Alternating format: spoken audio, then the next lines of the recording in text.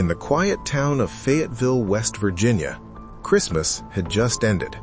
The year was 1945. Snow covered the ground. The war had just ended.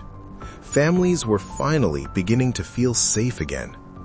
Inside a modest wooden house on a hillside lived the Sodder family, George, Jenny, and their 10 children. By morning, 5 of those children would vanish without a trace, and no one would ever be able to explain how. Shortly after 1 a.m., Jenny Sodder woke to the smell of smoke. Flames were already climbing the walls. The house was burning fast. George and Jenny managed to escape with 5 of their children, but 5 were still inside. George tried to reach the attic ladder. It was missing. He ran outside to grab the family truck. It wouldn't start. He grabbed a ladder from the shed. It was gone. Within minutes, the entire house collapsed into ash. The fire was over before help arrived, and the 5 children were never seen again. The next morning, officials searched the ashes. They expected to find something. Bones? Teeth? Remains? They found nothing. Not a single fragment of a human body. Fire experts later stated something terrifying.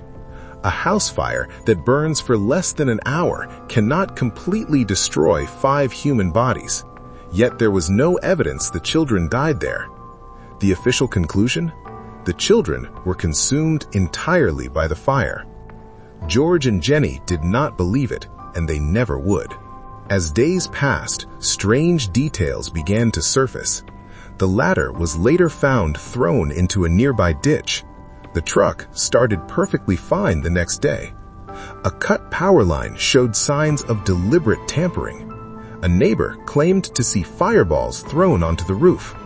Someone may have wanted that house to burn, and someone may have wanted the children gone. Weeks later, reports started coming in. A woman at a diner in Charleston claimed she served 5 children matching their descriptions. A hotel clerk in Florida said he saw children with an Italian-speaking man.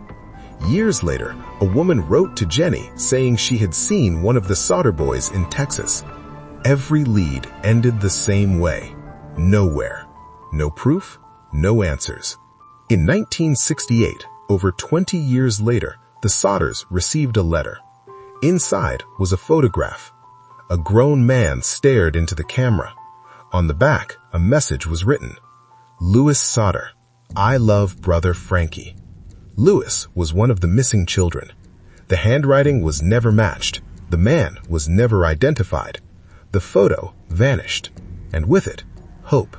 George died in 1969. Jenny never removed her black mourning clothes. She died still believing her children were alive. The Sodder family erected a massive billboard along the highway, displaying their children's faces. It stayed there for decades, waiting, watching, begging for answers. Were the children kidnapped? Was the fire staged? Were they victims of revenge, or something even darker? No remains, no confessions, no closure. Over 70 years later, the disappearance of the Sodder children remains one of America's most chilling unsolved mysteries. And somewhere, the truth may still be alive.